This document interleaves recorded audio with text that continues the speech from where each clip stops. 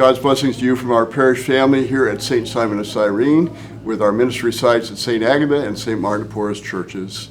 Offer this reflection on the scriptures for this coming Sunday for your spiritual nourishment and encouragement. Before we begin, let's just take a moment to recognize God's presence in each of us and to give thanks for all our blessings. My friends, I recently read a book titled Rest is Resistance. Throughout the book, the author reminds us that we live in a culture which treats most people as a commodity. Businesses want to drain every ounce of time and productivity out of their employees to increase their profits. Our nation's history of slavery exemplifies this, as human beings were forced to work from before sunrise to after sunset in cotton fields, then feeding them just enough and allowing them to sleep just enough to enable them to work the next day. It was even worse, if you can imagine, during the post-emancipation era, as black men and women's bodies were totally drained of their life energy, easily discarded because of a steady supply of black men and women who were often arrested under trumped-up charges and found their way into the criminally unjust system, into working plantations and mines to pay off a fine.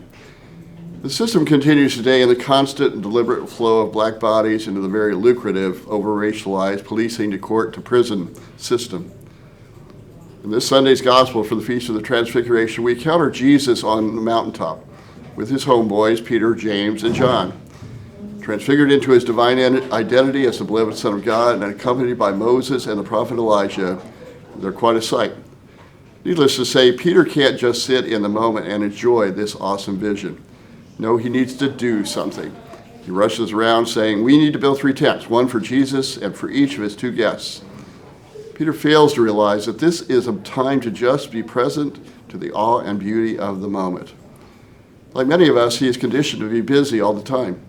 He fails to realize, like many of us, that we are first and foremost human beings, not human doings.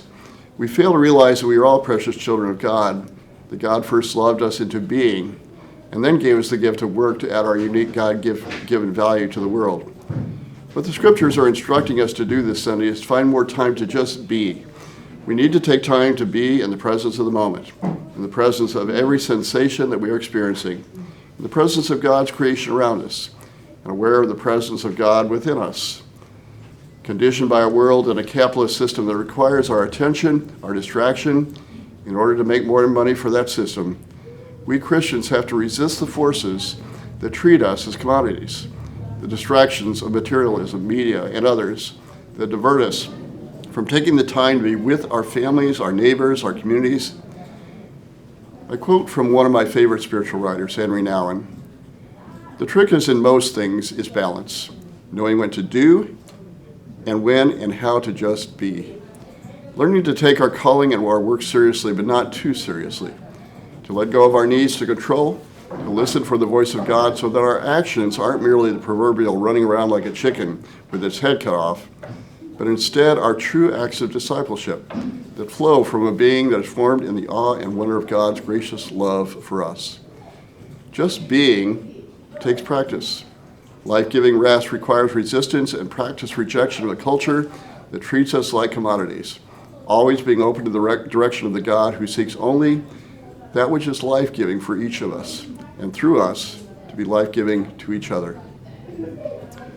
On behalf of the Catholic Christian family here at St. Simon of Cyrene Parish, I want to invite you to join us this coming Sunday for one of our 2 Masses, 9 a.m. at St. Agatha, or 11 a.m. at St. Martin de Porres. Both services led by our contemporary gospel choir. The services are live streamed and available for viewing afterward online.